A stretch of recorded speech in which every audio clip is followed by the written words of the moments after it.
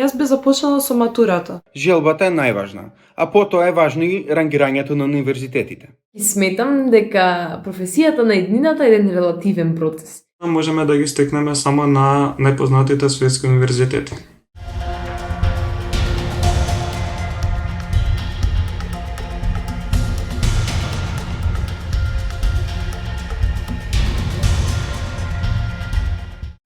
Над 5700 македонци студираат во странство, покажува последната статистика на УНЕСКО.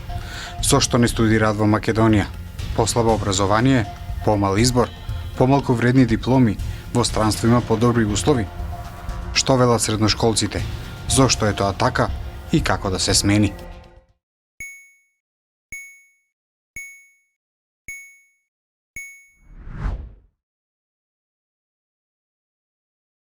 Јас сметам дека студирањето за професијата на иднината е изводливо, само доколку ми бидат овозможени правилните и корисните алатки и техники за спроведување на студиите.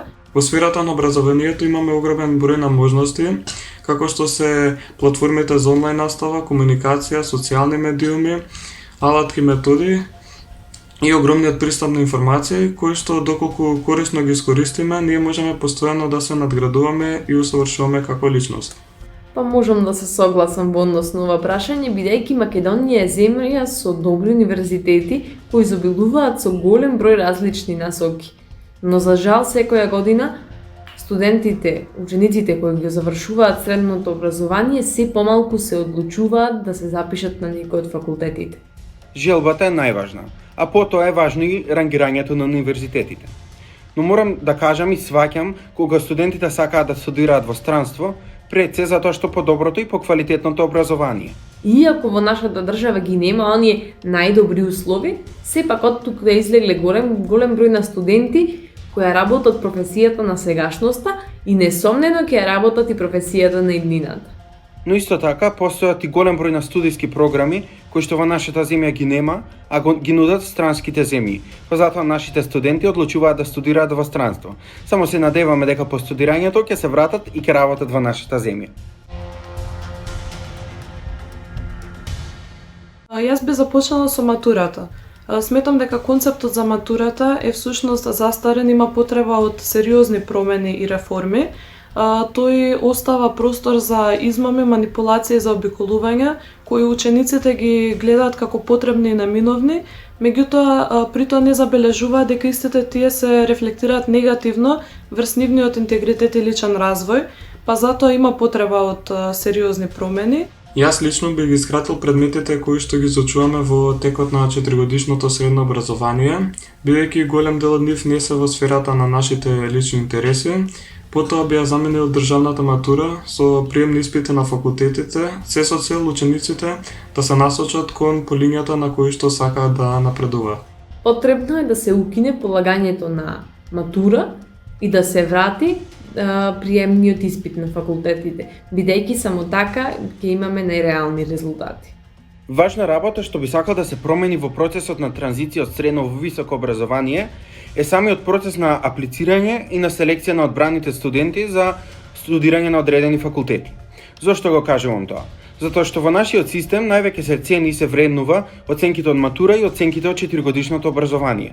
Но воопшто не се вреднуваат есеите, неформалното образование, волонтерскиот активизамот воопшто и сестраноста.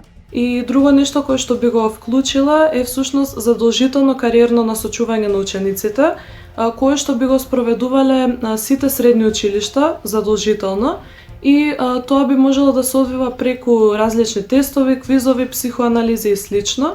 Меѓутоа тоа е навистина потребно при преминот од средното образование во високото образование. Сметам дека најважното нешто во 2021 година и во овој век е да бидеме сестрани, а не едноставно да имаме добри оценки и добро да положиме испит од матура.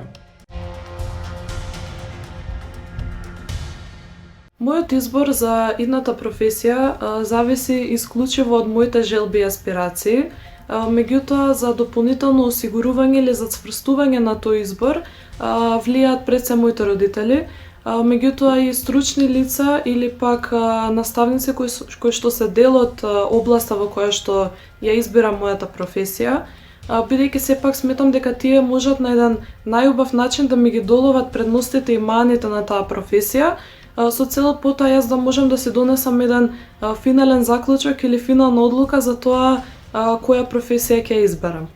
Најважните актери во нашиот живот и во нашето образование, според мене се секако родителите и фамилијата, пред се затоа што тие ни помагаат финансиски во нашите студии, но исто така и нивната поддршка е неминовна за нашиот понатамошен успех.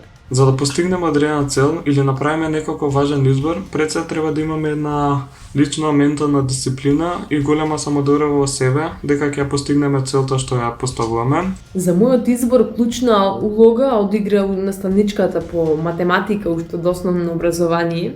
И сметам дека секоја млада личност има некоја таква личност од која е инспирирана со неговото делување. И тоа е клучната улога или главните актери кои придонесуваат секој да се одлучи за својата професија на иднината. Секако и професорите и доброто менторство е многу важно со цел да успееме во иднина, но би можел да кажам дека најважното нешто е ние самите да сакаме да го студираме тоа што сме го избрале, за подоцна да можеме да уживаме во работата, а не да се каеме затоа што сме одбрале таа студиска програма.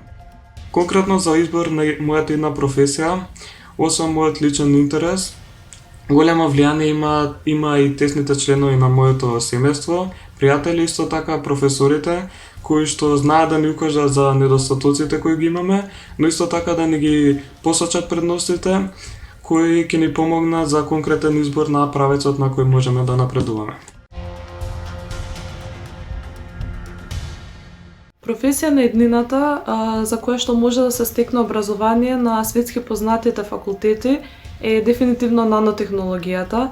Една од најактуелните, но и најдобро платени работи денес во светот е 3D принтањето, но за жал потребните вештини и искуства кои што ни се потребни за оваа вештина можеме да ги стекнеме само на најпознатите светски универзитети.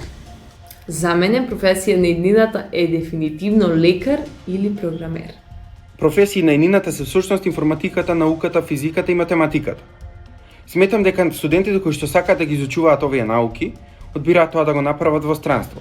Па толку затоа, можеби, професиите на иднината не се секогаш достапни во нашата земја.